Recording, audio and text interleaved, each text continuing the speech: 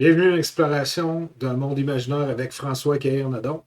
Aujourd'hui, une vidéo réponse à Papa DM sur c'est quoi un bon DM. Je vous suggère d'aller voir sa vidéo. Je vais essayer de mettre le lien dans la description. Je suis plutôt d'accord avec ce qu'il dit. J'aime son point de vue. C'est quelqu'un de réfléchi.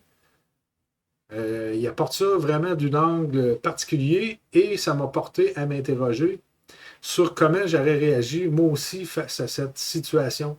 Si un joueur prévoit de lancer une potion, une corde, une information, peu importe la situation, et qu'il l'oublie en cours de route durant son ronde et que l'action se continue, est-ce que j'aurais permis que ça arrive en faisant la séparation entre le joueur et le personnage?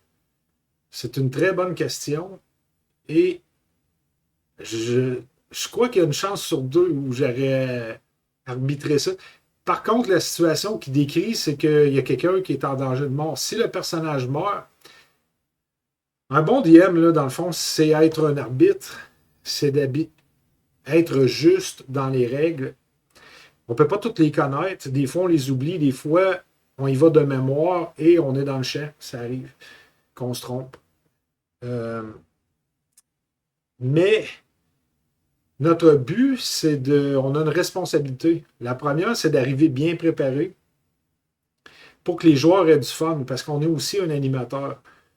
C'est sûr que la balle est dans le camp des joueurs. S'il ne se passe rien, ils font rien, ils déconnent ou ils sont pas dedans, ça peut même nuire à d'autres joueurs qui auraient envie de jouer. S'il y en a un qui fait tout à des jokes déplacés, ou qu'il parle, ou que, exemple, si vous jouez en ligne, il parle à quelqu'un d'autre dans la maison. Même si ça arrivait en présentiel, exemple, sa blonde ou ses enfants, ils viennent, puis c'est dérangeant pour tout le monde qui est là, ça peut avoir un effet. Mais si on prend par rapport au maître de jeu, le maître, c'est pas juste emmener des chips, comme il dit, c'est d'arriver bien préparé, de voir est-ce que tout le monde a son mot à dire au moment que c'est le temps de jouer, de faire la place à tout le monde, de faire attention si un joueur essaie de prendre trop de place par rapport aux autres, puis qui éclipse les autres joueurs, ça peut être aussi plate. Mais en situation de vie ou de mort, ça peut être choquant aussi, parce qu'après ça, le personnage n'a rien à faire le reste du temps du combat. Puis si le combat il est long, ça peut être long avant qu'il puisse revenir dans la partie. Alors, peut-être que dans une situation précise où il s'agirait de la mort d'un personnage, étant donné que souvent les joueurs sont attachés, à part dans un one-shot où les joueurs, des fois, sont moins attachés au personnage. Mais si ça fait une campagne, et puis que pour une niaiserie que quelqu'un aurait oublié, c'est possible de faire la part des choses. Par contre, c'est juste une épreuve de. Je prévoyais lancer un lasso, puis je sais pas, moi, traverser la rivière en lançant une corde, puis rendu à mon tour, je l'oublie, puis je fais d'autres choses. Je sais pas comment j'aurais tranché ça. Comme je disais, une chance sur deux où je dis, ben, tu sais, ton personnage, il voulait le faire, mais finalement, il a été distrait par l'action, il a pensé à d'autres choses.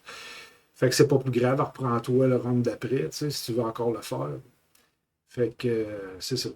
Ça serait ma réponse à Papa DM. Dans le fond, un bon maître, c'est un ensemble de facteurs, mais la cohérence, c'est vraiment important. La consistance aussi. La constance. Fait que c'est plein de choses. Je me mets peut-être beaucoup de responsabilités sur le dos, mais j'aime ça arriver bien préparé. Puis c'est quand que je vois que les joueurs ont du plaisir, dans le fond. Puis quand eux, ils redemandent à jouer, c'est là qu'on voit qu'on fait un bon travail puis qu'on est apprécié. Euh, Puis quand les joueurs sont distants, puis qu'ils s'en foutent, puis qu'ils ne veulent pas jouer, c'est un indicateur aussi qu'on a peut-être quelque chose à améliorer. Fait que, j'espère que ma réponse t'a plu, Papa DM, puis gêne-toi pas pour lâcher d'autres pensées que tu as comme ça par rapport à ça. Je te trouve bien intéressant dans tes réflexions. Salut!